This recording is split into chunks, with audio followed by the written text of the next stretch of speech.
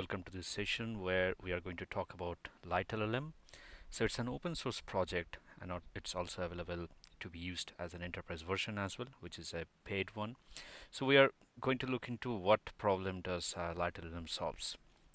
So when it comes to accessing generative AI models, you have various options like you can access it via OpenAI, you can access it via cloud providers like Google Cloud's Vertex AI, Amazon Bedrock, or you can also access it from directly their own APIs like Anthropic has their cloud APIs which you can access directly using API key. So yeah, there are various ways of how you can access these generative AI models.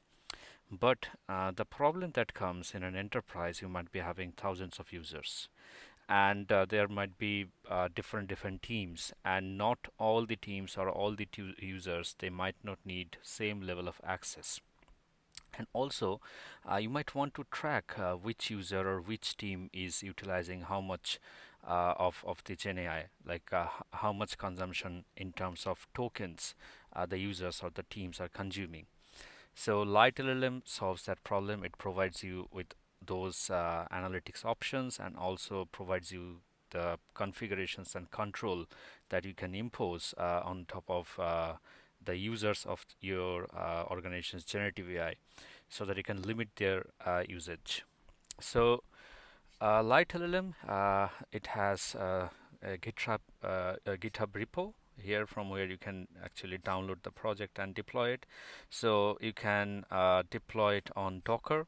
So there are documentations on of LiteLLM where it explains how you can quickly deploy using Docker. And there are multiple deployment options, like you can for a quick start, you can quickly deploy it without much infrastructure, but you have also have the option to deploy with database, deploy with Redis, or deploy with a container, Postgres database, or Redis. So depending on your use case, there are 4 deployment options available here. And you can also deploy it on platforms like Elastic Kubernetes Service or Azure Kubernetes Service, Google Container Engine. So depends how you want to deploy it. So in my case, I have deployed it in an ECS environment, which is on AWS. So this is how the dashboard looks like. And here you have the option of creating keys, and you have the option of listing out the models that you want your users to access, the user statistics, teams, the users, the API reference, model hub, and some experimental features. All of these things are available. So let's discuss about how to use LiteLLM. So as I mentioned, if you want to capture how much token utilization is being done by your users or teams, or if you want to restrict the usage of generative AI APIs for your teams and users, uh, there should be some gateway in between the model, the models and the users. So LiteLLM is an LLM gateway that's gonna sit in between the users and the models. And in this case, instead of invoking the model APIs directly, either from Vertex AI or Amazon Bedrock or OpenAI or Claude, the users are gonna use the LiteLLM proxy, and they are gonna pass a key which has been given to them, and so that when they use the proxy to access the LLM, this gateway actually logs all the usage and the token usage and everything. And when it comes to restricting the usage, you can actually set up the budget as well, like how each team can have a particular budget, and beyond that it's not going to let them access the API. So this is a great tool for cost control as well.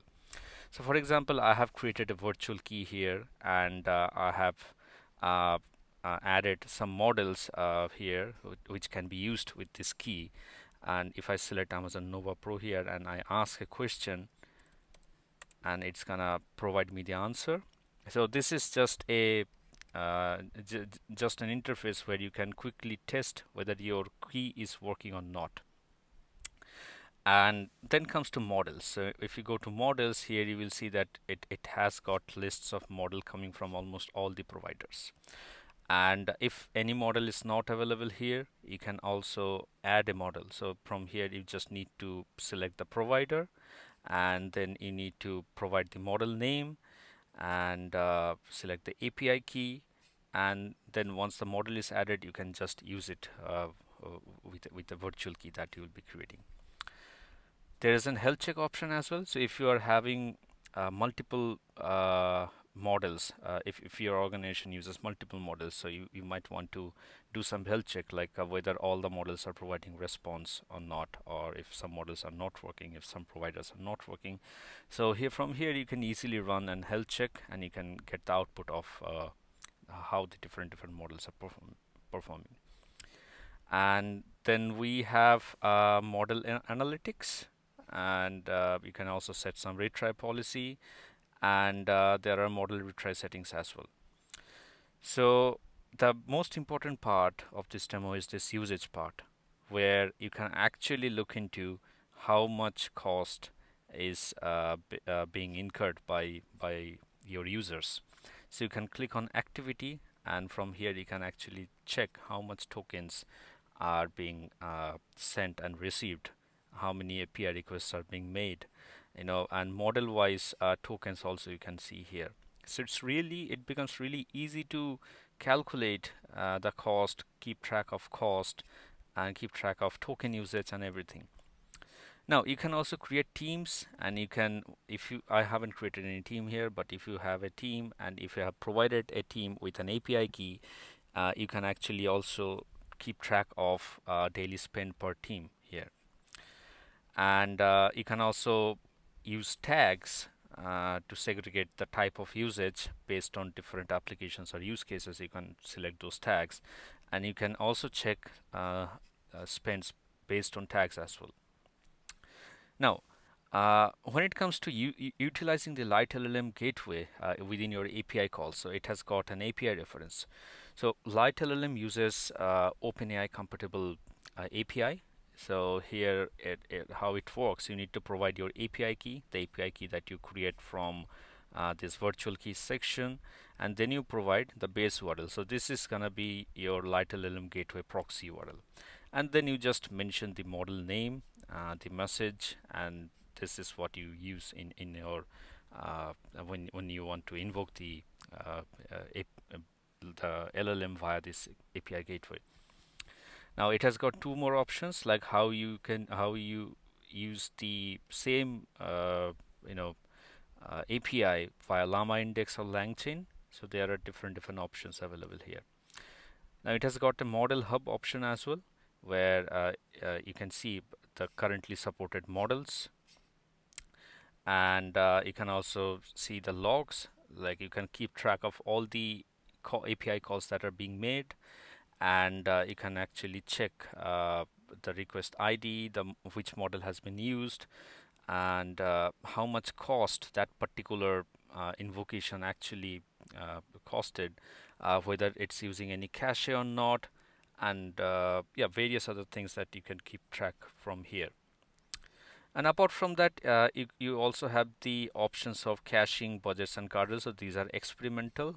These are not functional yet.